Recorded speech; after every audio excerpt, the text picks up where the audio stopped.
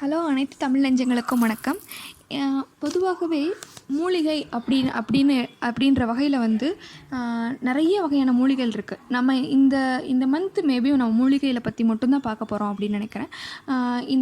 இந்த சேனலில் வந்து டெய்லி ஒரு மூலிகைகளை பற்றி இனிமேல் பார்ப்போம். ஃபஸ்ட்டு நம்ம பார்க்க போகிற மூலிகைகள் வந்து அகத்திக்கீரை. அகத்திக்கீரை வந்து ஒரு பூக்கும் தாவரம் அப்படின்னு சொல்கிறாங்க. நிறைய பேருக்கு அகத்திக்கீரை அப்படின்னாலே என்னடா அது அப்படின்னு சொல்லிட்டு இருக்கோம்.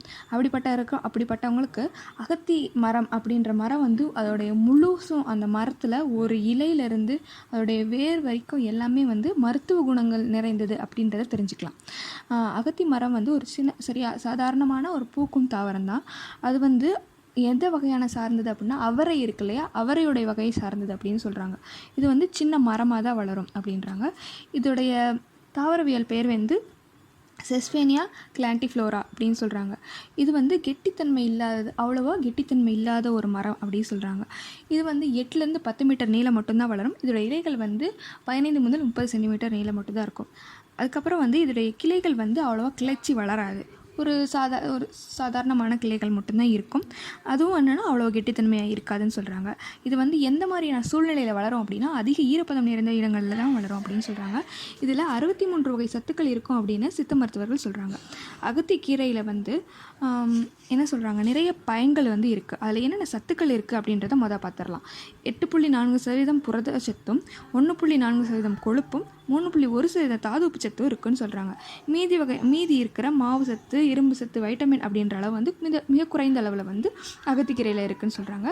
இதில் வந்து அகத்தி இலையையும் அகத்தி பூவையும் வந்து உணவுக்கு பயன்படுத்திகிட்டு இருக்காங்க.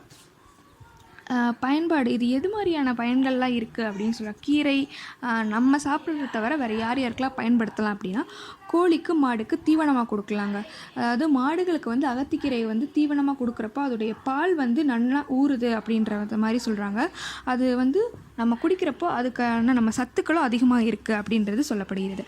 அதுக்கடுத்து வந்து இதில் வந்து தைலம் தயாரிக்கிறாங்க. இதில் வந்து பட்டையும் வேரும் வந்து நிறைய மருத்துவ குணம் வாய்ந்தது அப்படின்னு சொல்கிறாங்க. இதோடைய பட்டை இருக்கு இல்லையா, இதோடைய குச்சி இருக்குது இல்லையா, அகத்தி குச்சி வந்து என்ன பண்ணுறாங்கன்னா கூரை வேவதற்கு பயன்படுத்துகிறாங்க. இது வந்து மீன் பிடிக்கிறதுக்கு, வலை பின்னுறதுக்கு வந்து இதோடைய பூவில் இருந்தும் இதோடைய பட்டையிலேருந்து எடுக்கப்படுற நார் வந்து அதுக்கு பயன்படுறதுன்னு சொல்கிறாங்க.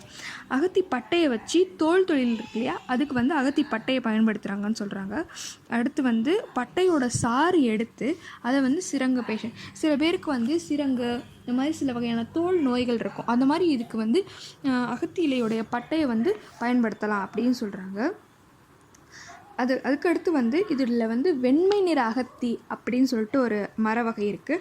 அது வந்து எதுக்கு பயன்படுத்துகிறாங்கன்னா பொம்மை செய்கிறதுக்கும், கவனிங்க, பொம்மை செய்கிறதுக்கும் அதுக்கப்புறம் அது வந்து வெடிமருந்து தயாரிக்கவும் பயன்படுத்தப்படுகிறது. அதுக்கப்புறம் நிறைய வயசானவங்க வந்து அவங்களுடைய மூட்டு வலியால் ரொம்ப கஷ்டப்பட்டுட்டு இருப்பாங்க. அந்த மாதிரி இருக்கிறவங்களுக்கு வந்து மூட்டு வலி குறைவதற்காக கூட இந்த அகத்தி இலைகளை வந்து பயன்படுத்தலாம் அப்படின்னு சொல்லப்படுகிறது. இந்த வீடியோ பிடிச்சிருந்தால் லைக் பண்ணுங்கள், ஷேர் பண்ணுங்கள், கமெண்ட் பண்ணுங்கள். மறக்காமல் GK டுடேக்கு சப்ஸ்கிரைப் பண்ணுங்கள்.